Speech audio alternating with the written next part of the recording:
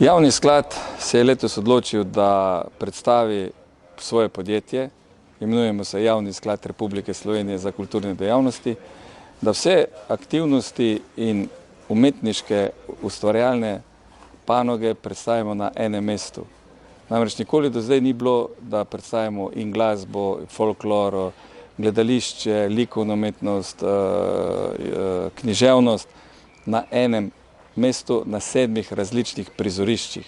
Če je že bilo kje kaj postavljenega na občinskih praznikih in podobno, ali je godba igrala, ali je zbor in vsi se zvrstili na enem in istem odru.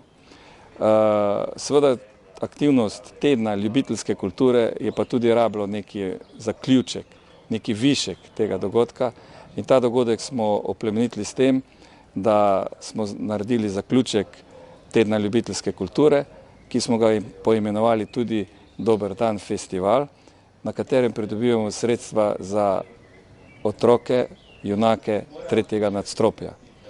Seveda vse vabim, ki bojo slišali to mojo izpoved, da darujejo sredstva na številko 1919, ki se odvija na osrednjih komercialnih televizijah, Planetu, Pop TV-ju in A kanalu.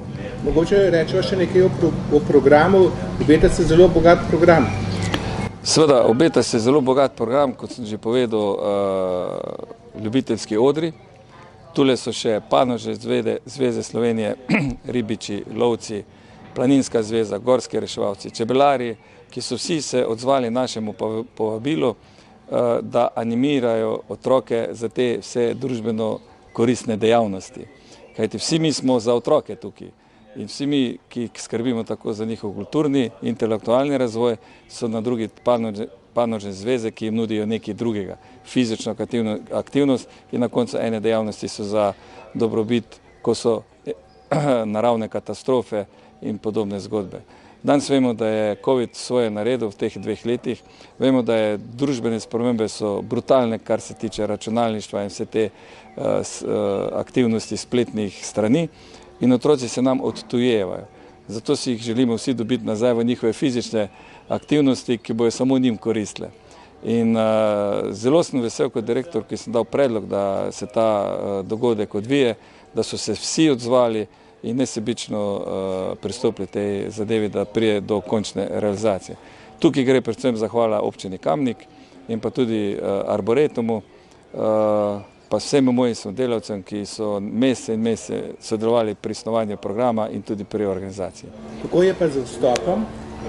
Vstopnine ni, ravno to smo si želeli, da je omogočeno vsem, ker tudi mi smo vsi zaradi vseh ljudi in oni zaradi nas in ljubiteljska kultura ali pa ljubiteljske dejavnosti izhaja iz besede ljubezen.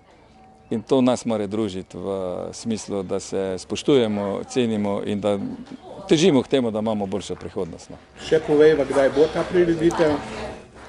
Prireditev je 18.6. Časovno se odvija od 10. dopoldan do 18. ure popoldan. Aktivnosti bo veliko, tako da si obetam, da se bojo ljudje promenadno prehodili po parku z družinami. Za kulinariko je poskrbljeno iz 8 kotičkov regij Slovenije, tako da je za vse poskrbljeno. Rabimo ljudi dobrega duha in dobrodošli vsi.